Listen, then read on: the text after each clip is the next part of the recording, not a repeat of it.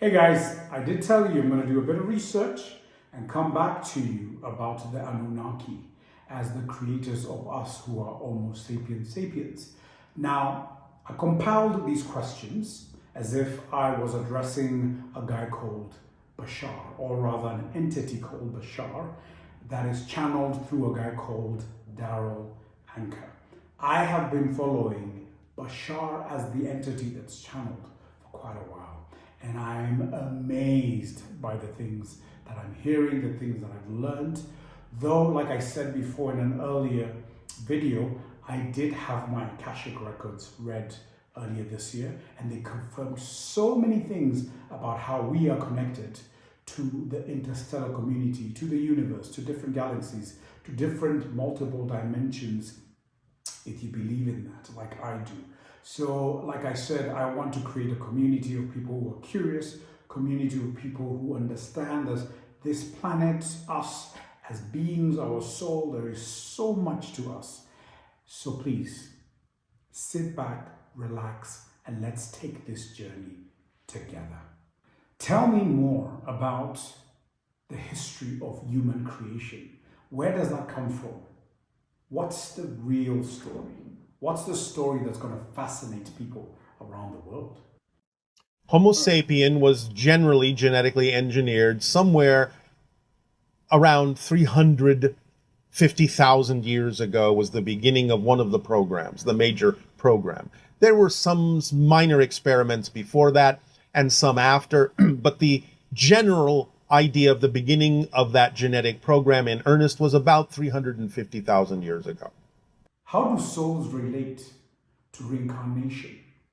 Sometimes called a vehicle, like this, our flesh is the vehicle of our soul. Can you break that down? What does that really mean? In the soul's perspective, everything exists here and now. Therefore, how did they know? All they had to do was be of the vibration that required the experience of a vehicle. And they would be drawn to a number of selections and choose what would be relevant for the theme they were going to explore. So, is that where our hybrid status as humans comes from? As in Homo sapiens sapiens?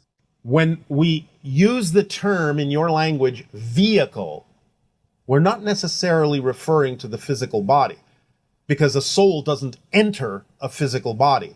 The physical body is a projection of the soul. It's in the soul. The soul is not in the body's in the soul. You are a soul. So the idea of a vehicle is not meant as an empty physical shell. It's simply meant as a way of experiencing yourself. You always are attracted to whatever you are the frequency of. It's made known to you automatically.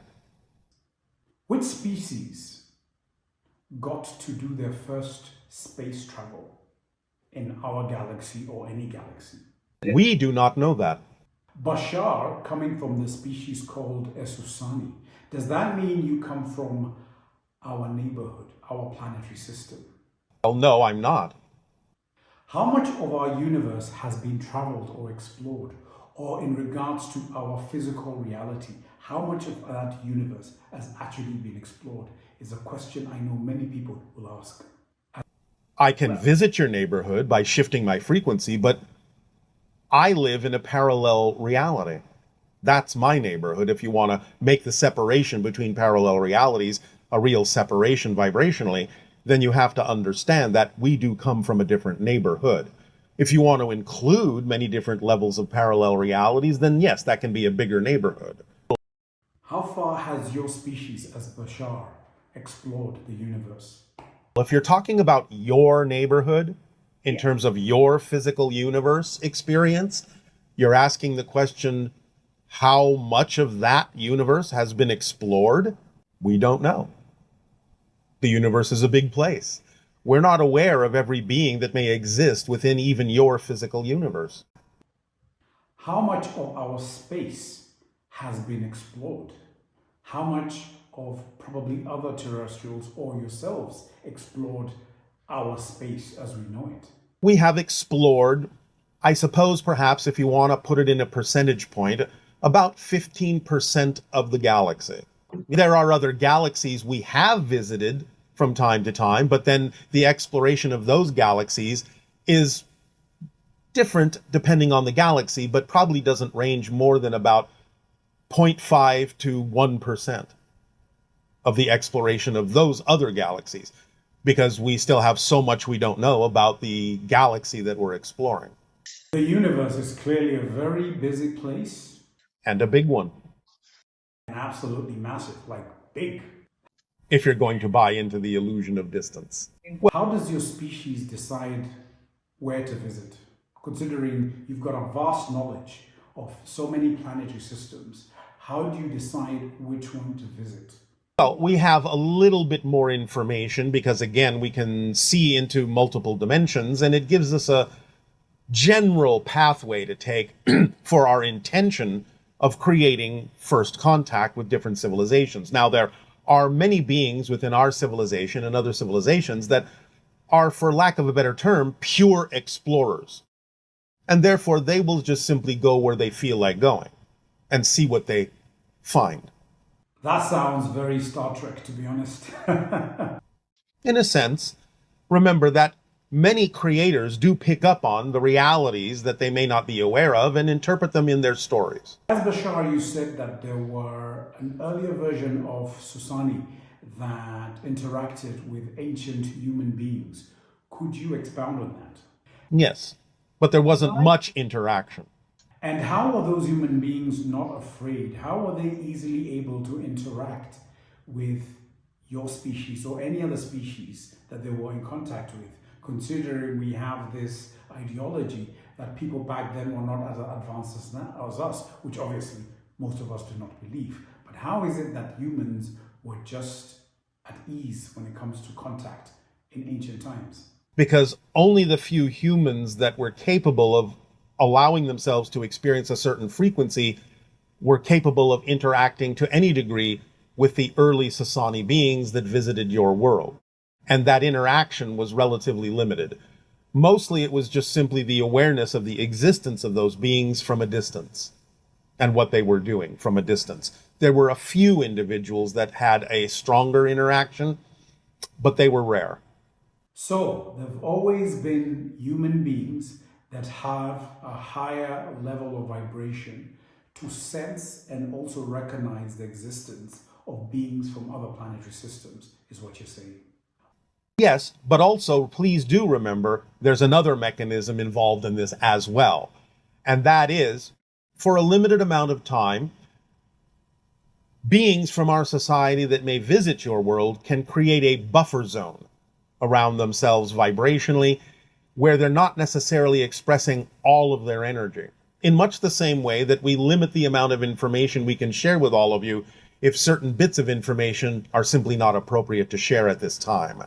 That can be done vibrationally as well to a certain degree.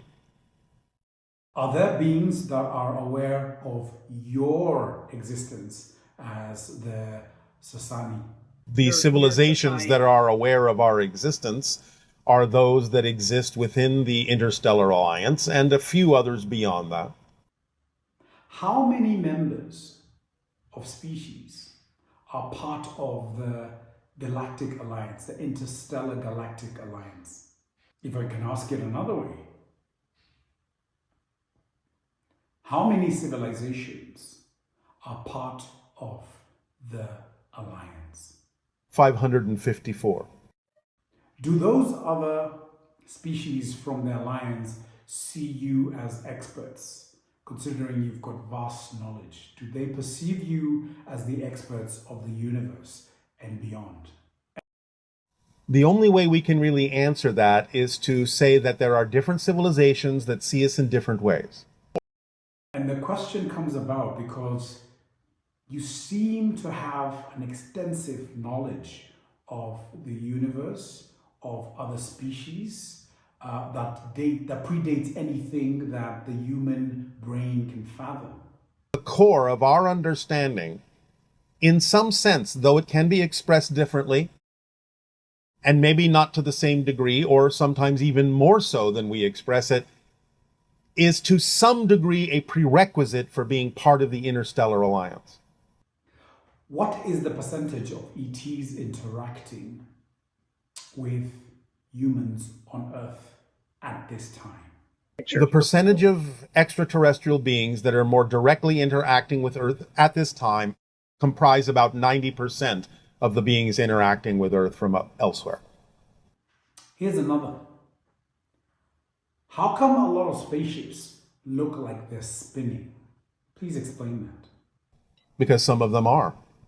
Yes, it doesn't mean that the internal cabin is spinning. It may just be the outer shell that is spinning. Do these spaceships leave any traces, any elements of their existence? Like, for example, the Roswell crash back in the day and many others around the world. So are there things that these spaceships will leave as traces that they do exist? Well, some spaceships now and then that have either landed and or, as you say, crashed, have certainly left components that can be looked at or identified as quote-unquote fuel for those that use certain elements as fuel, to use that term loosely. But in certain craft, like our own, you would not find any fuel of any kind that you would be able to recognize as such. I've always been curious, how many ETs within our galaxy eat like we do as humans? Is it necessary for them to eat? How many of them still eat at this particular time? Is eating a thing for most extraterrestrials? Is basically what I'm asking. No, not for everyone. Do, for example, Pleiadians, do they eat? Not a lot, but they do. In which vibration of existence, of energy, do you not need to eat? Is it the fourth dimension, fifth dimension? Density is non-physical, so of course you don't eat in non-physical reality. For the non-physical beings or existence, there is no need to eat, there is no need for food. Less likely, yes. It doesn't mean it's completely gone for every civilization, because again, it depends on the theme that they're exploring and what it is they are consuming and how they are consuming it. Is it true that the ancient Mayans traveled to Earth via spaceships? The ancient versions of them, yes. Were the Mayans also part of the Homo sapien hybrid that was created by the Anunnaki? There are different humanoid beings that exist elsewhere because of the concept of panspermia, which is that genetic material is delivered to different planets in different sectors by meteors and asteroids and comets that contain already the structure of what general forms of life may develop depending upon the environment of the planet that they land on. So there are many humanoid species that do exist, and sometimes these things exist in clusters within the galaxy. But there are many non-humanoid species as well. So the Mayans were a different species. Yes. Are there other species on Earth that are a direct link to having Anunnaki seed, having Anunnaki genetics? And are there those that are not linked to the Anunnaki on Earth? Are you asking if you have visitors from elsewhere? There are, but we're not allowed to mention who they are. But they're not many. Ah, interesting. So most of us are a descendant of the Anunnaki. And of course, remember that the descendants of the original Mayab people have also mixed with actual humans. So there are very few original bloodlines that remain from the original Mayab people that arrived on your planet as an external species. What are the benefits for us as humans in regards to the inclusion of Anunnaki genetics? How has that advanced us as humans? You'll find that out when you allow all of the different markers that have been shut down to reopen. You will start experiencing your reality in a very different way. One of the reasons why you explore space itself, in a sense, as a result of that. We've established that we were a creation of the Anunnaki. However, I would like a recap on our existence, on our link. Why were the Anunnaki initially on the planet in the first place? For them to have basically gotten involved with us as humans, please tell me that story. Break down what occurred. How did they get here, and what were they doing here as the Anunnaki? The basic story is that hundreds of thousands of years ago, an extraterrestrial species came to Earth that we refer to as the Anu, or the Anunnaki in ancient Sumerian language. And basically they were mining for gold for a particular reason that had to do with something of using it to balance out the climate or some situation on their planet that had gotten out of balance. And it was a very large scale task. They found that the group that came here wasn't necessarily sizable enough to achieve the task in the time frame they needed to. So they needed help. And they used their very advanced genetic technology to infuse their genes into the natural hominid that existed on the earth at the time, Homo erectus or what have you, and basically created Homo sapiens. And Homo sapiens were used as workers to help them mine the gold and all this. Now, a lot of this is supposedly what's couched in biblical phrases of, man being made in the image of God, because these ETs were looked at as gods because of their abilities and all this. But from what I understand, this group was not supposed to have done that.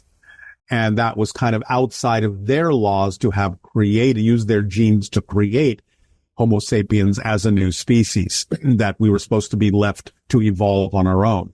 And they accelerated all of that and changed all of that. And so they were recalled because, again, they had done something they weren't supposed to do. And from that point forward, the rest of the Anu society realized, okay, well, now that this group of beings, Homo sapiens, has been created, we're kind of responsible for them. So we're going to have to guide them for a while. We're going to have to see what they can do. We're going to have to help them a little bit, but then eventually we're going to have to kind of pull back, remain in the background, and see if they can make it on their own. So again, I think in a nutshell, that is the story of the Anu as it relates to the creation of Homo sapiens, and why there are such stories in ancient texts like the Bible of people being, cultures being led through the desert by the pillar of fire and cloud, and Ezekiel seeing these, this ring within rings coming down on a mountaintop, and interactions between humans and extraterrestrials as guides to help us build a culture that we would ultimately be able to sustain and take our place among the sentient beings of the galaxy. So long story short, they're recording what happened, basically. Now, there's a lot of misinterpretations and misunderstandings and things that have been lost over time due to a variety of destructions on Earth and natural disasters and all that. So we don't necessarily have the whole story. It's not necessarily clear. It's, the ancient idea of the game of telephone. With the disclosure coming soon, very soon, I'm wondering how will humanity respond to disclosure, to first contact? How will people adapt to the new changes of the world, the new changes of the planet, with us hopefully being part and parcel of the galactic family? How is humanity going to handle this transition? Because it's coming. Disclosure is here. There's a lot already happening within so many fronts of the earth, so many fronts of human vibration. There's so many people around the world. And even here in Kenya, where I am, I've met so many people who can feel that their vibration has elevated.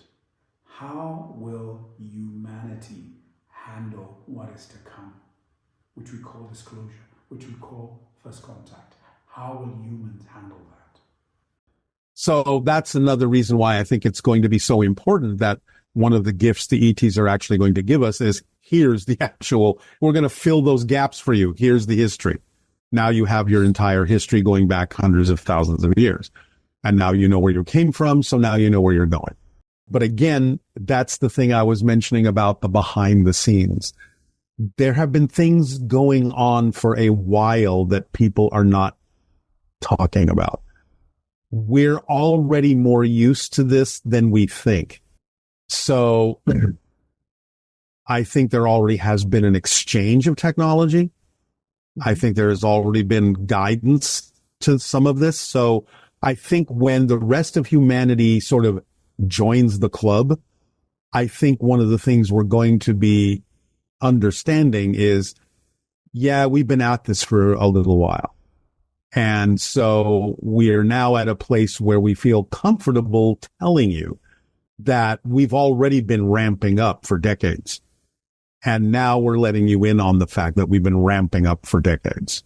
So it's not such a big transition to assume that in another few decades, we could really all have, be on the same page at that point. But yes, it will take some time. Not everyone is going to jump on board. Not everyone, and a lot of people will probably freak out and all that kind of stuff, but a lot of people won't.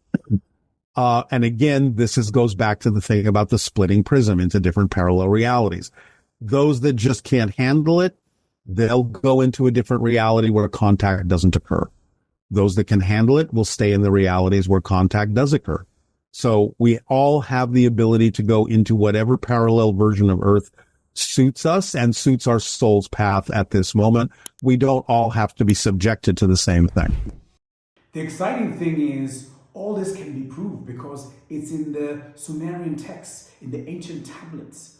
All this is actually written. If you look at some of the books, for example, the book of Enoch that was removed from the Bible, there's a lot that breaks down how our existence as humans, our real history versus the history that was streaked to control those that needed to be controlled at that particular time and space.